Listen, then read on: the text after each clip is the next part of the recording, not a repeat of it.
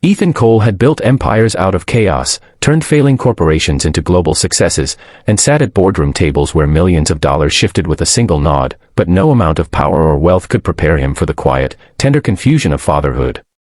His 6-year-old daughter, Lily, was his world now, the only piece of light that kept his heart from sinking completely after his wife, Emily, passed away 3 years ago. Every morning began the same way, Ethan waking up too early, the faint echo of his phone buzzing with urgent emails, and Lily's small voice calling from her room, "Daddy, can we have pancakes today?" He'd smile, pretend he wasn't exhausted, and scoop her up into his arms, because nothing, not even running a billion-dollar company, mattered more than her laughter. That morning, the city outside his penthouse shimmered with early sunlight, glass towers catching gold reflections as he buttoned his suit and helped Lily pack her tiny pink backpack. It was her first day at her new school, a day he'd planned carefully, or so he thought. Between calls, assistants, and the storm of schedules, something got mixed up. The driver had the wrong address. The brochure Ethan had glanced at late last night belonged to another school, one with a similar name but an entirely different world waiting inside. Lily's tiny fingers clutched his hand as they walked through the gate of Maplewood Academy, a place filled with laughter, bright murals, and the hum of a cozy, child-friendly warmth that was nothing like the elite academy he'd intended. He didn't notice the mix-up at first, he was too busy replying to his CFO's text, half listening as Lily's eyes lit up at the sight of colorful swings and a small garden where other kids were painting rocks. "Daddy, I like this school," she exclaimed, tugging his sleeve. Ethan smiled, distracted. "That's great, sweetheart. Be good, okay? Daddy has a big meeting today." He kissed her forehead, handed her over to the welcoming teacher who came rushing with a bright smile, and hurried off, unaware that fate had just rewritten his day. Grace Miller had been teaching at Maplewood for 2 years, pouring her heart into every lesson, every child's smile, every small victory. She believed in magic, not the kind with wands, but the quiet, everyday magic of kindness and patience.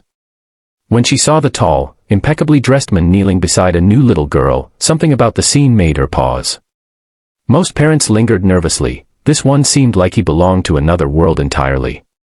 The way his dark tailored suit contrasted against the chaos of finger paints and crayons almost looked cinematic.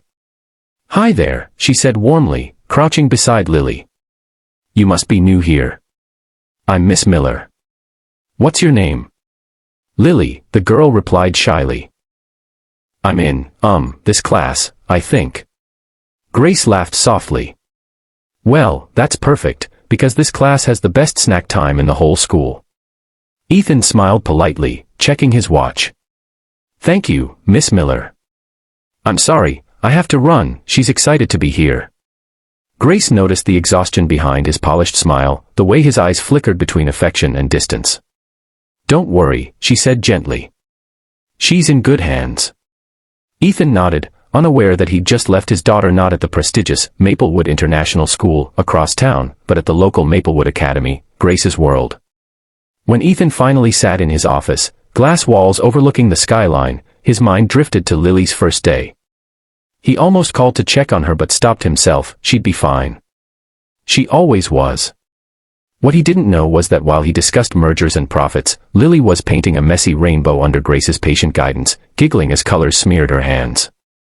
Grace, meanwhile, couldn't help glancing at the door once in a while, curious about the father who'd dropped off Lily so abruptly. There was something in his eyes, a kind of quiet sadness she recognized too well. As the day unfolded, Lily became everyone's favorite, charming the class with her stories about Daddy's big office and Mommy in heaven, which melted Grace's heart in ways she hadn't expected. When Ethan returned in the afternoon, slightly late and juggling phone calls, he found Lily sitting cross-legged on the floor, coloring with Grace and 3 other kids. For a moment, the world seemed to pause, the chaos of his life fading into the warm hum of laughter and crayons scratching on paper. Grace looked up, surprised. "Oh, you're back already. Lily did wonderful today." Ethan smiled awkwardly. "She loved it, I can tell."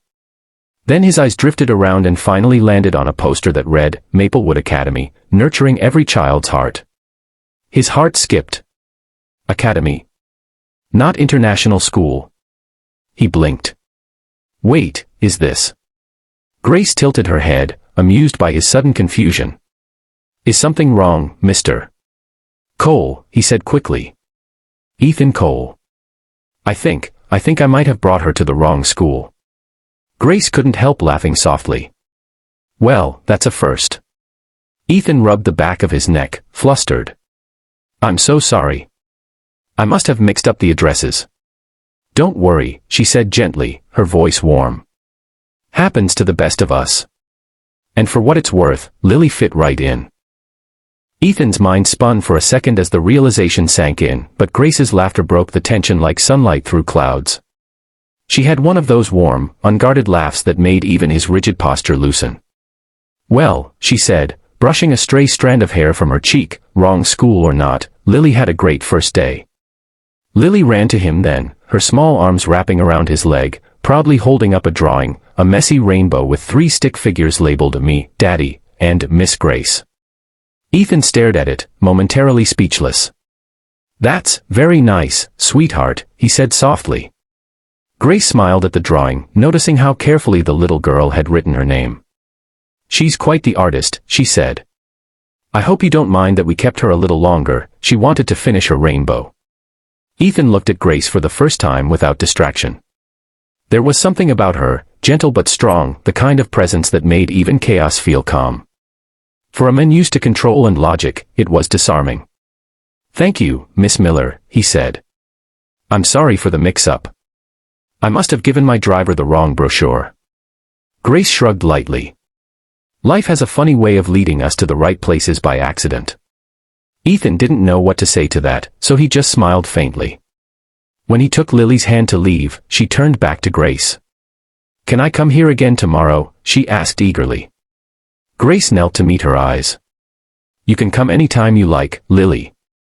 Ethan hesitated. He knew he should correct the mistake, get her enrolled in the prestigious school across town, but for some reason, the words didn't come. That night, as the city lights shimmered outside his penthouse, Ethan sat with Lily over dinner. She talked endlessly about her new friends, the funny song they sang, and how Miss Grace helped her draw a sun with glitter. Ethan tried to focus, but his mind kept drifting back to that smile, the teacher's calm warmth, her easy humor. It had been years since someone made him feel human again. After Emily's death, he'd built walls around himself, throwing every ounce of grief into work, hiding behind deadlines and success. But now, for the first time, something stirred. Maybe it was the way Grace spoke, unhurried and genuine, or maybe it was how easily she connected with Lily. Either way, her presence lingered in his mind long after the dishes were cleared and Lily had fallen asleep. The next morning, Ethan found himself making excuses.